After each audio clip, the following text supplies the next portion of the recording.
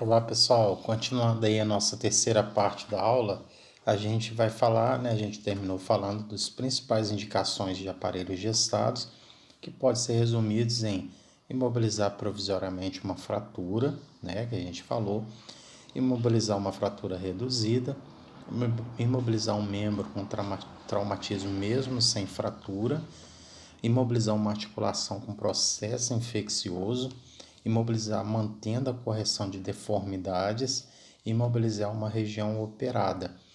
Pessoal, para cada um desses exemplos aí, aliás, para cada dessas condições aí que foram citadas, nós temos um exemplo. Então, imobilizar provisoriamente uma fratura. Quando a gente tem uma fratura que precisa ser imobilizada para depois passar por um processo cirúrgico. Então, vai ser uma mobilização provisória. Imobilizar uma fratura reduzida, isso é o mais comum, pessoal. Então, o médico conseguiu fazer o alinhamento ósseo, ele vai indicar aí o uso do imobilizador, que pode ser a atadura gessada, né, o próprio gesso, o aparelho gessado.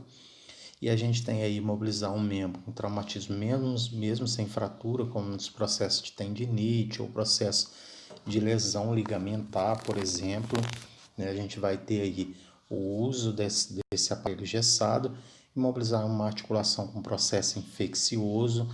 A gente sabe que existe aí a osteomielite, que é um processo infeccioso que acontece no osso, né?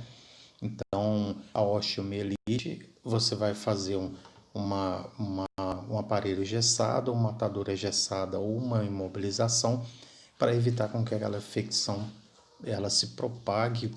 De que maneira, pessoal? Através do movimento ósseo, né? Imobilizar mantendo alguma correção de deformidade, por exemplo, as crianças que nascem com pé torto congênito, né? Ou alguma doença de desalinhamento, e aí é indicado fazer a atadura gessada ou mesmo uma órtese, né, para corrigir aquela posição viciosa daquela articulação ou daquele osso. Então, o pé torto congênito é um exemplo aí que a gente faz para imobilizar, para evitar com que aquele pé fique mais torto. Hoje já é cirúrgico, pessoal. A criança que nasce com o pé torto congênito, com o pezinho virado para fora ou com o pezinho virado para dentro, já existe a cirurgia de correção. Porém, para manter aquele alinhamento cirúrgico que foi feito, usa-se o aparelho gessado.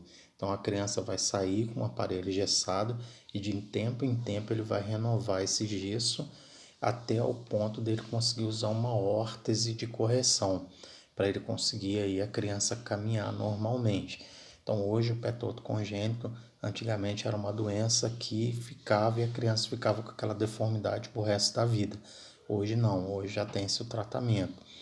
Inicialmente cirúrgico, depois com o aparelho engessado e por final o uso de órtese para fazer o alinhamento. Pessoal, nós vamos começar agora a conhecer o material que vocês vão utilizar para realizar a imobilização. Então, nós vamos hoje começar a fazer o conhecimento desse material que vocês vão estar utilizando aí para a vida prática de vocês, tá certo?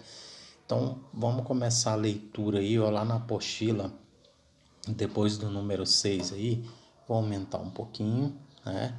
Então, para a execução, pessoal, de um aparelho engessado, temos a necessidade fundamental de que, primeiro, nós temos que ter a malha tubular, que eu vou mostrar para vocês o que é essa malha tubular ortopédica, o algodão ortopédico, a atadura gessada, água em temperatura ambiente e instrumentos especiais que a gente vai mostrar para vocês quais são esses instrumentos, tá certo?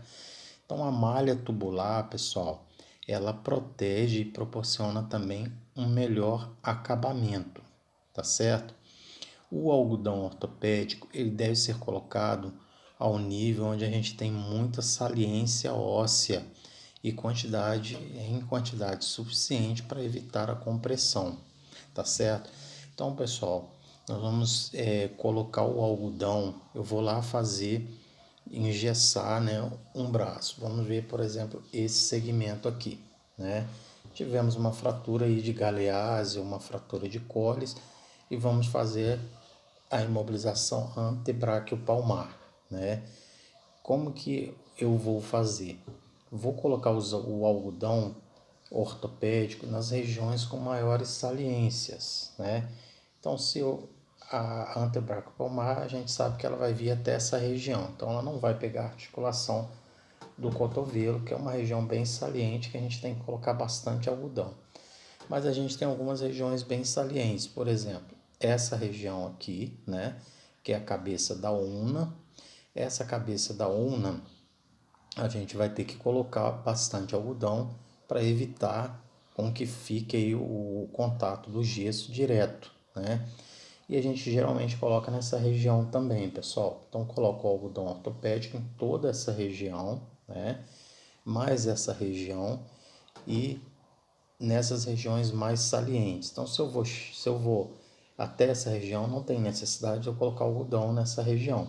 Então, nas regiões mais salientes, pessoal, eu vou ter que colocar o algodão ortopédico. Então, coloquei o algodão ortopédico, vou colocar a malha tubular, né? E aí eu vou mostrar para vocês aqui o que é a malha tubular. Ela no rolo, né? Em rolo, e ela também é colocada aí no lugar. Então, essa é a malha tubular, pessoal. A malha tubular ortopédica, você vai vestir mesmo o membro, né? Então, coloquei o algodão, vou vestir depois do algodão, né? Ou, pessoal, geralmente é colocado o algodão e colocado a malha tubular. Às vezes tem situações de você colocar o algodão depois da malha tubular, né?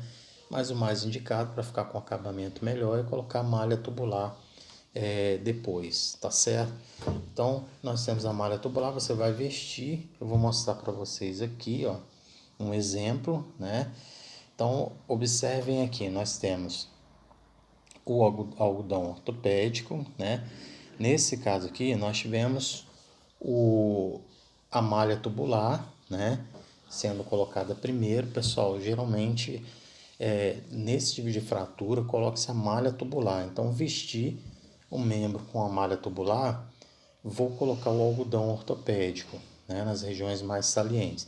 Nesse caso aí, foi colocado em todo o antebraço, né? Então, foi colocado em todo o antebraço o algodão e logo após foi colocado aí a atadura engessada, tá certo, pessoal? Então vamos lá, repetindo: malha tubular, né, que é isso daqui. Então nós temos aqui a malha tubular, ela vai vir em rolo dessa forma aí, pessoal, malha tubular ortopédica. Depois a gente vai vestir o membro com a malha tubular. Vestir o membro com a malha tubular, vou colocar o algodão ortopédico nas regiões mais salientes e depois, por último, nós vamos entrar com a atadura engessada. E aí nós vamos colocando o gesso, nós vamos molhando na água morna e aí a gente vai depois colocando. Pessoal, a gente vai colocar um vídeo para vocês depois de como que a gente realiza esse processo, tá? Fiquem tranquilos que a gente vai ter também a aula prática, né? E na aula prática a gente vai ver como que faz esse tipo de mobilização, todos os tipos de mobilização, tá certo? Mas primeiro a gente precisa conhecer a teoria. Então, qual o material que foi utilizado aí, pessoal, para eu fazer esse tipo de mobilização? Primeiro deles aí, a malha tubular ortopédica, depois o algodão ortopédico e depois nós temos o que aí? A atadura gessada. Como que nós modelamos o gesso?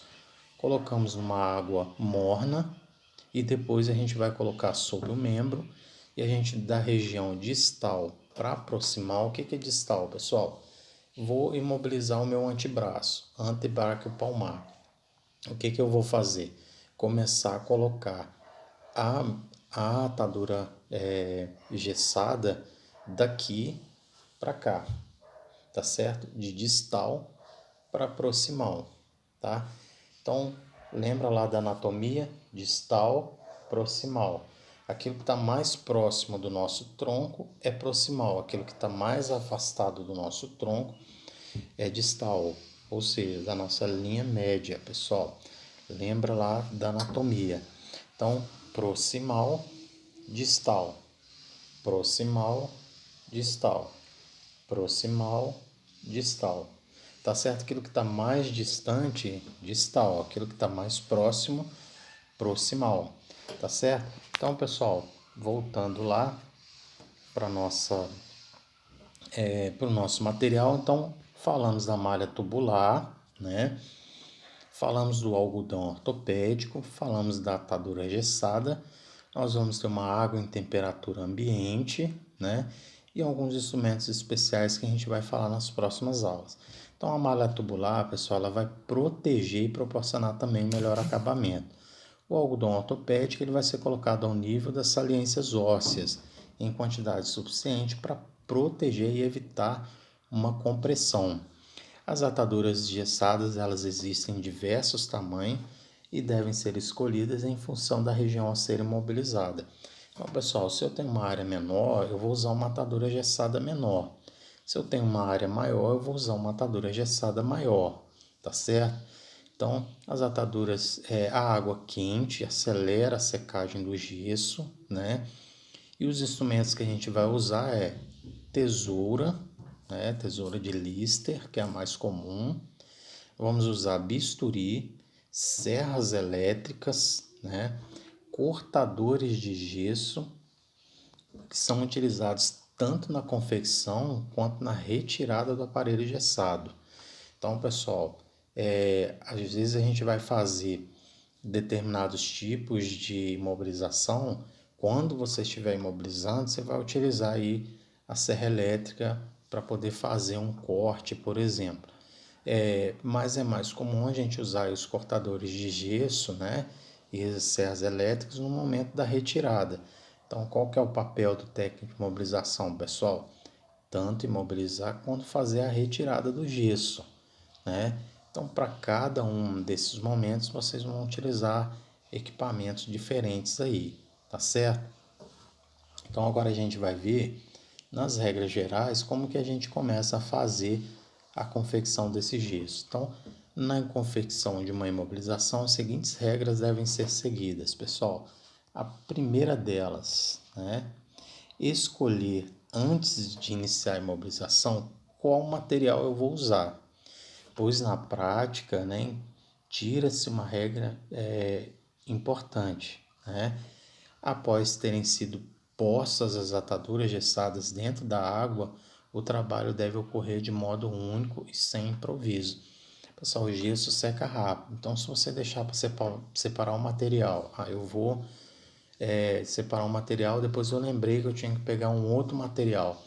Então, não pode ser feito assim, a gente tem que separar todo o material que você vai utilizar no procedimento e evitar o improviso, porque, pessoal, o gesso tem um processo de secagem rápida.